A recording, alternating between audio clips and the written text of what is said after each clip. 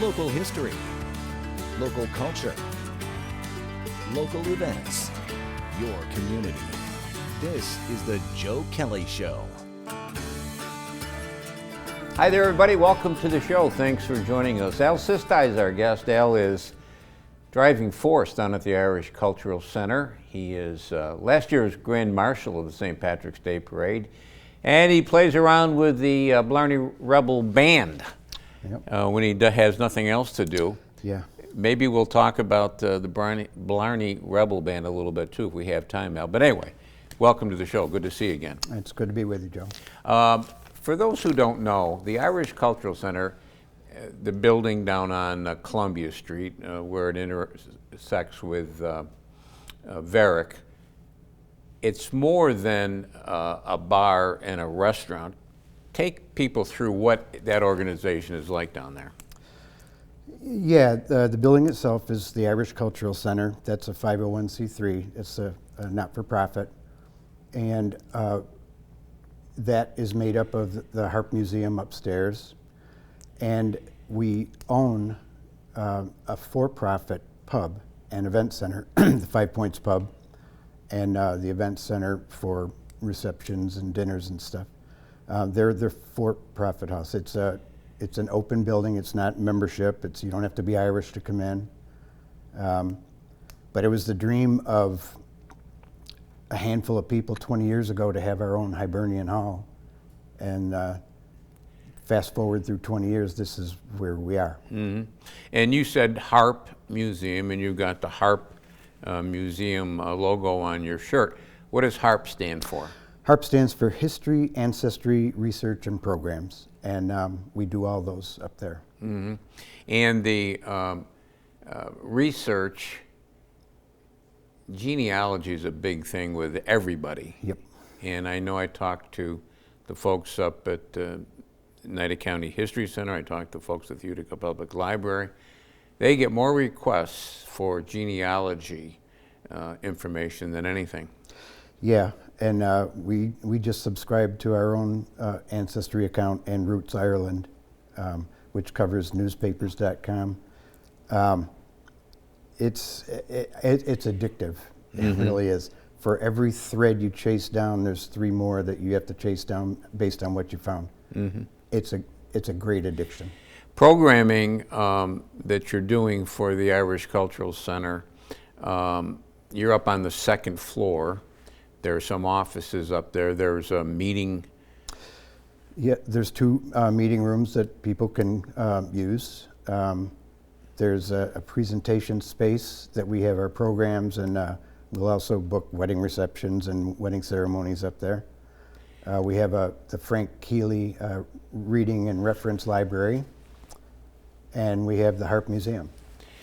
Are you getting people that want to donate books, donate artifacts? Yes, yeah. Books had been coming in for probably a couple years, long before we had anything for the museum. To set up the museum, we had a lot of paperwork we had to do. We're chartered by the State of New York Education Department as a historical society with collections. And with that comes the regulations to have collections policy and all that stuff. So we spent 2 years doing that for the museum. But in the meantime, people were donating books that we cataloged and shelved and arranged by topic. And so last year we finally were ready to submit a call for artifacts to support the exhibits we had planned. Our one exhibit was Irish organizations in Utica. There have been several over, as it turns out, 200 years. Irish Pioneers of Utica, which would be the Devereux Brothers, and we could talk many segments on that. The Immigrant Experience, which is those less than pioneers, Irish pioneers that came over here and how they worshiped, how they played, where they lived. And other temporary exhibits from time to time. Right now we have a loaner exhibit from Albany called Angor Timor, which is the Great Hunger. Most people think of it wrongly as the potato famine. It's a beautiful exhibit, heart-wrenching exhibit.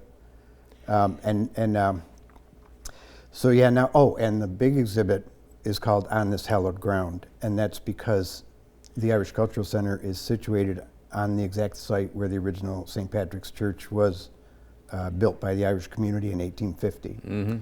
So we're trying to collect artifacts, anything that anyone has anything about the original St. Patrick's Church, which burned down in 1889, or the second one that was rebuilt on the same spot in 1894. And we're getting a lot of graduation pictures and hymnals and stuff like that. Interesting that at one time in Utica you had two churches, kitty corner Yeah, to one another. right. And Literally, yeah. kitty corner, yeah. Yeah, and the church across the street, don't they have some of the records from St. Patrick's? They have some of the records, they have some of the artifacts. I believe they have this, one of the altars. I haven't been over there. I shouldn't say that. I haven't been over there, but yeah, we've been trying to chase down some of the records because obviously they weren't at St. Patrick's. We had heard that St. Joseph's had some, and they had records from St. George's, which was also down the street. Yeah. We visited recently the Syracuse Diocese Archives, and they have some stuff from St. Patrick's. And then you and I last week went to St. John's and checked out some of the stuff that the Devereaux, that they have that recognizes the Devereaux brothers. Yeah, you anticipated me. In the next segment, I'm going to talk about that. We went down to see Father Servatius and got a look at some artifacts down there. But across the street, you've got St. Joseph's, St. Patrick's. Correct. And then on the footprint of St. Patrick's is the Irish Cultural Center. And out in front, there's Cornerstone. The cornerstone from the 1894 church, yeah. And all around the building are the massive stones that we believe were part of the original foundation. When the church burned down, the foundation didn't burn, so they rebuilt the second church right on the foundation. So that's the original foundation for both churches. When we come back, let's talk about the Devereaux brothers. Let's talk a little bit about a very interesting artifact that Father Servatius showed us when we were down there. Yep. El Sisti is our guest. We're talking about the Irish Cultural Center and all things Irish. Short break. Right back.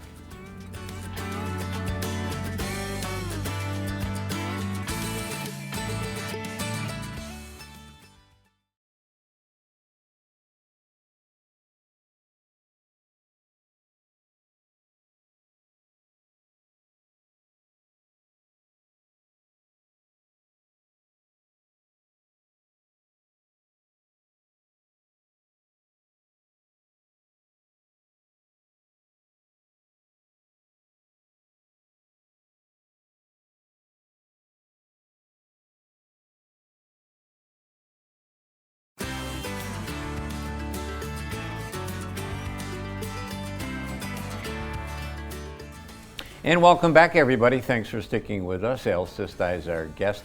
Do you have, from the Irish Cultural Center, do you have a title down there?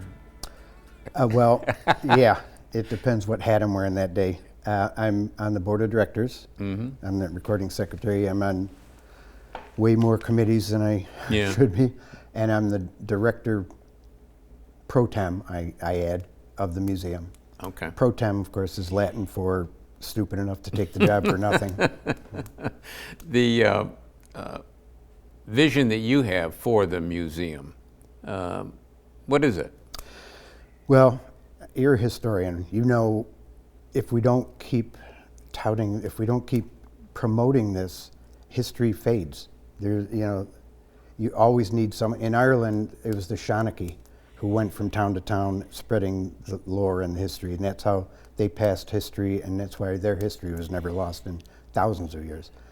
So the idea of the Cultural Center and the museum was to just promote the Irish culture in the area before it's forgotten. And it's quite a history with churches, with recreation, with the Erie Canal. Yeah, and a lot of it involved the Irish in leadership roles as the Devereaux and a lot of the early mayors, and McQuaid's, and the military people, but also the laborers that came over working on the canal and later the railroads. Yeah. Before we get to the Devereaux, which I want to do in a second, You mentioned something in the first segment about the famine and people getting it wrong.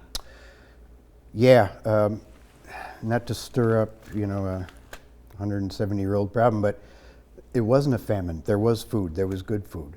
There was a potato blight, but the Irish homesteaders, they did grow good crops. They just had to give them to the landlords. They had to give them to the British. Mm-hmm. And they did, honorably. They didn't keep them and eat them and keep their family alive. They died doing the right thing. Have you ever been to Dublin? Oh, yeah, I have. Yeah. There's sculpture right on the dock where It's haunting. Isn't it? I know the one you're talking about. Isn't that? Yeah. Yeah, not to get too graphic, but they didn't use a whole lot of bronze on those figures. Very gaunt. Yeah, yeah. The Devereux, you mentioned the Devereux. Really the leading Irish family in Utica for a long time. Yeah, Utica and beyond. When I started this whole quest to find out about John Devereux, the only really thing I knew was the Devereux, the bar, where I'd done a lot of research. But then I found out he's a real guy. He was the first elected mayor of Utica. He was the first parade grand marshal, was the grand marshal for 24 years, from 1824 to 1848. Very philanthropic and benevolent. And he loved children, didn't have any of his own, so he started an orphan asylum. His brother Nicholas started the Savings Bank of Utica because the Irish laborers didn't trust banks. They were starting to make money on the canal, working on the canal, and they trusted the Devereux brothers, and they would entrust their cash to the brothers, and they would keep it in a lockbox, which is still at the bank. It's now the M&T Bank. And they would invest it and pay them interest. Had they put in their charter, they would have been the first chartered savings bank in the country. Yeah, I think somewhere in Pennsylvania beat them. Philadelphia. Yeah, yeah. Philadelphia got that distinction because they filed the paperwork. I was talking to Frank Tomeno, who's our go-to guy for history here, about the Devereux the other day, and he was telling me. I guess I don't know, maybe I thought both of the Devereux Street was named after both of the Devereux, but it's not. Yeah, I just learned from Frank, my hero, by the way, in his article that it was named after Nicholas. And so I got a map the other day. Someone donated a map to the museum. I think I told you it was like 1839. Yeah. And you can see the Nicholas Devereux building, his home. Was a little north of where John Devereux's home was, but he was another one. He was another one that did so much. He started the Globe Mills. He started St. Bonaventure College. He donated a lot of land for Catholic causes. He was trying to think how much younger he was than John. Quite a bit younger. He was probably the last brother to come over. In St. Bonaventure, which he got started, I gave a talk to the Rotary Club of Utica the other day, and Darby O'Brien was telling me, she went there, retired librarian, head librarian at the Utica Public Library. She was saying that there's a resident hall there. Devereux Hall, yeah. Yeah, that still carries his name. Yeah, sadly, he died before his work was done there. He didn't ever get to see the fruits of his generosity. Mm-hmm. And that's part of the reason we don't want to ever forget them here, either him or John. So we've been talking over the last year. For those of you who don't know, Joe's been helping us at the museum since we were just cardboard on the floor. It wasn't even tiled at the Cultural Center. And everything we find out is a thread that leads to another thread. And so in the searching of John Devereux and finding out that he formed the first Irish organization in Utica in 1822, the Utica Hibernian Benevolent Society, we found where he lived on the corner of 2nd and Broad Street, And there is a boulder there that marks the first Mass in Utica, Catholic Mass in Utica, at his home. But there's no marker that that was his home. And it was torn down in 1970 or something. Yeah, it's a vacant lot today. And I know you had some thoughts about doing something down there, Al. Yeah, we are. We did a lot of research into the blue historical markers. So we're working with the Pomeroy Foundation, William Pomeroy Foundation, and we got permission from the city to put up the marker that we envision with the wording we envision next to the boulder. We're working with J.M. Dorr, the company whose parking lot that is on. Not unfortunately, the next round of money for historical markers isn't until October, so we've kind of shelved that. And now we're trying to find his grave, another one of the special projects we're trying to find out. When he died, he was buried on the grounds of St. John's, near the Sisters of Mercy or Sisters of Charity, whatever it was, that he also formed. But he was reinterred to St. Agnes. And while we found a lot of the Devereux plots, including a pretty ornate one for Nicholas Devereux, who died 7 years later, we still haven't located John C. Yeah, but you think he was at St. Agnes? Yes, yeah, that's what I've heard.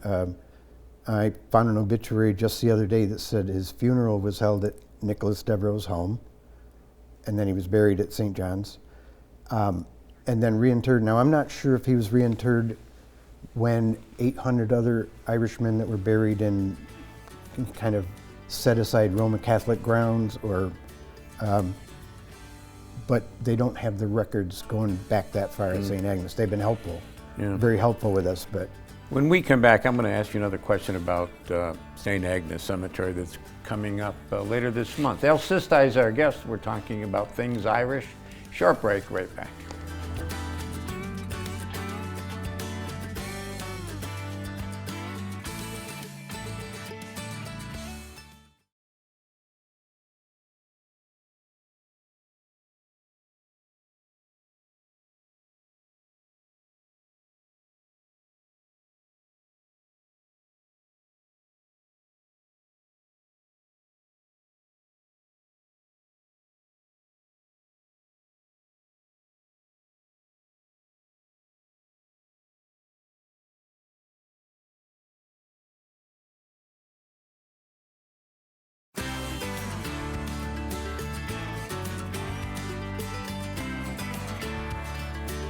And welcome back, everybody. Thanks for sticking with us. Al Sisti is our guest, and he is heavily involved with the Irish Cultural Center down on Columbia.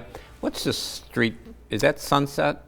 no, Right. there's Columbia's, Springate, Huntington, I think. maybe. Huntington, all right. But you've got 5. It's actually the 5 points. That's where the Right. point. And in our logo, you got the shamrock there with the lines through it.